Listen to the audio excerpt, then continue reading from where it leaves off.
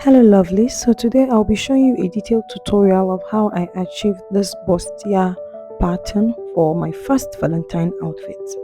So here I drafted the neckline, which I used 2.5 as my neck width and 3.5 as my neck depth. Then I went ahead to mark my shoulder, which is full shoulder divided by 2. The shoulder is 14, so here I used 7. Then I went ahead to draw a straight line to connect the shoulder line.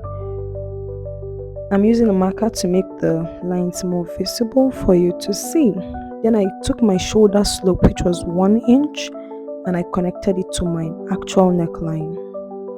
Next, I marked my armhole line and I added 1 inch on the neckline to connect it to give me a straight armhole line. Next, I'm going to measure my shoulder to my bust, which is 10 inches, and I measured it like this. So I always like to measure in more than one place so as to give me a straight line. The next, we are going to measure our shoulder to under bust, which is 13.5 inches. And I went ahead to mark it in 3 points before connecting with a straight line.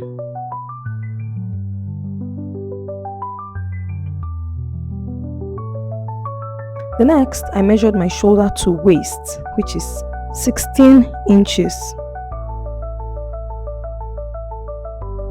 And then I connected it in 3 different positions.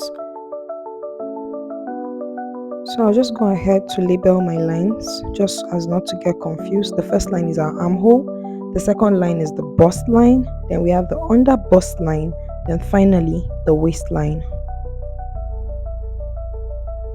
Next, we'll be marking for our armhole curve. Here I went in by 1/2 inch, connected from the top with a straight line. Then I'll use a curve to complete the armhole curve. So I connected with a straight line to the midpoint and then curved to the rest of the armhole line. Next, we are going to measure for our bust span, which I'm using 3.5 here as the bust span is 7. Then I connect it with a straight line from the bust line to the waistline. Then next, I'm going to find the midpoint of my shoulder line and connect it to the bust point. Then I would go ahead and take 1 inch to the left and to the right of the shoulder point and connect it all the way to the bust point like this.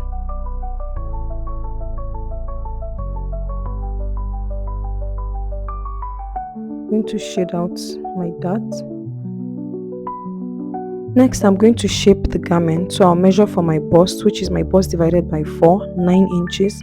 And I'm going to repeat the same 9 inches at my waistline and connect it with a straight line.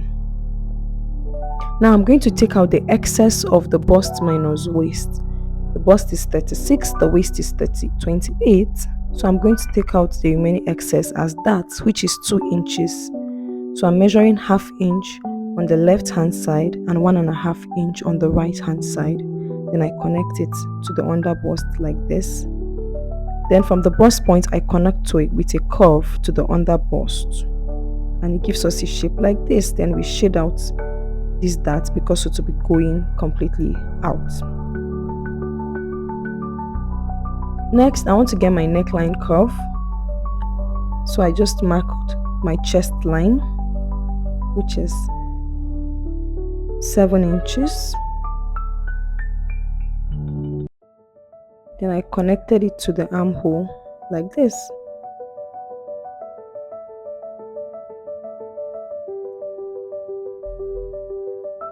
Well. So that is the end of this front piece.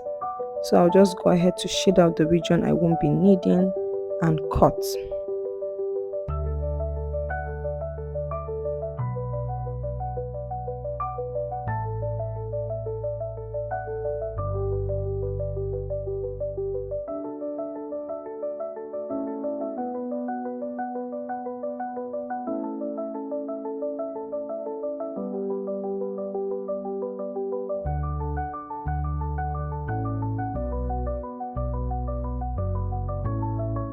Now our front piece is all done, so we'll proceed to cut the back piece. So we'll proceed to mark actual neckline for the back, which is 2.5 by 1 inch. Then we'll mark for our shoulder, which is 7, same as what we used in the front. Connecting my shoulder line like this. Then we'll do our 1 inch shoulder depression.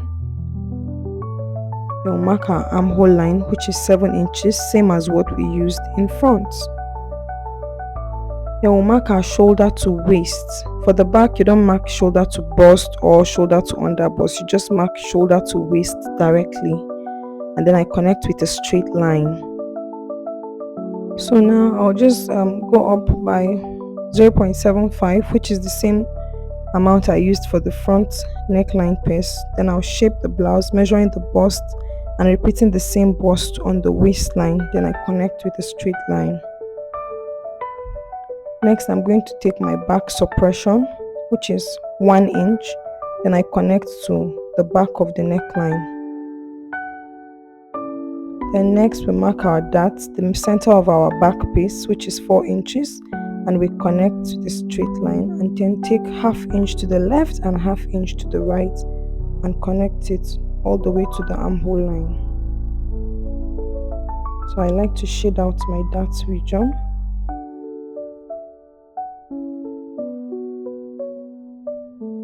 Use me extending the side piece so that to align with the front piece.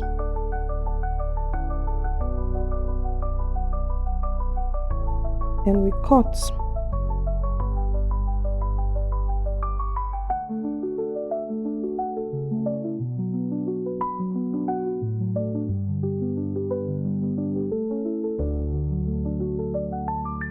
Yes, and after we are done cutting, we'll go ahead to write down our allowances.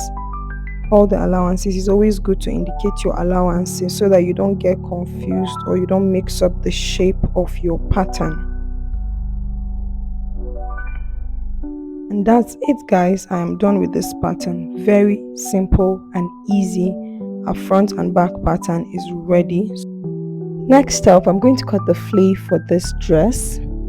And then I folded my flea into 8 layers.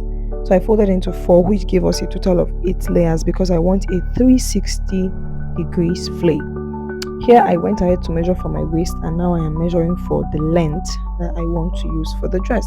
You can use any desired length depending on how long or short you want your dress to be. Now, after connecting all my lines, I go ahead to cut out this pattern. I used a bigger waist because I would like to do a little pleat on the waist of the dress. So I used a waist way bigger than the actual waist of the dress so that I can have excess for my pleats. Here I am done cutting the skirt part of this dress, and I'm going to put it aside so that we can cut the upper part. So here I lay my pattern in fold, and I cut my center front first, and I also lay my back pattern beside it just to manage my fabric because I'm an economist, so I always like to make good use of my fabric instead of wasting it. So here I'm just using my pins to lay them down. Always use pins to lay your pattern down so that you don't shift while you are cutting. Then I'll go ahead to add all my allowances. I'm adding my zip allowance of 2 inch for the back zipper side, and then my 1/2 inch all around every other area. And after adding all my allowances, I just go ahead to cut.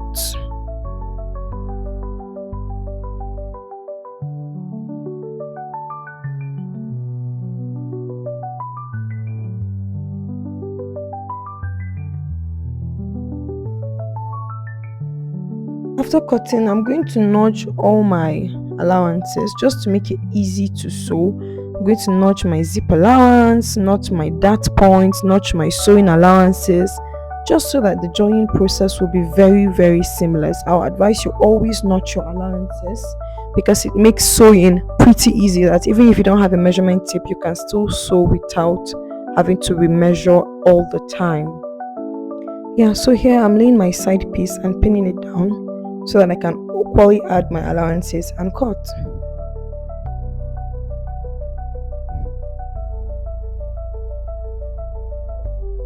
Then I go ahead to add 1.5 inch allowance, which is what I always like to leave for most of my dresses. Then I add 1/2 inch every other place. Then I go ahead to cut. So here I equally add all my allowances as usual, and I always like to connect the allowances sometimes to avoid not cutting it straight, so that I can just get my accurate straight lines and just cut. If your hand is not straight, I'll advise you always connect it with a ruler, but if your hand is straight, just go ahead and mark and then you cut. So we are almost done. So I go ahead to create my notches just so that I know all my allowances are well marked. So I notch all the significant and essential points so that it makes my joining process very seamless. So these are the bows for the sleeves. Pardon me for skipping the joining process, but it was so beautiful. I had to capture this. Well, here's the final look. The sleeve, the flay, the curves, all so beautiful. If you enjoyed watching this tutorial, do subscribe to our channel for more videos like this. Give us a like and a comment on topics you'd like us to cover next time. Thank you for watching.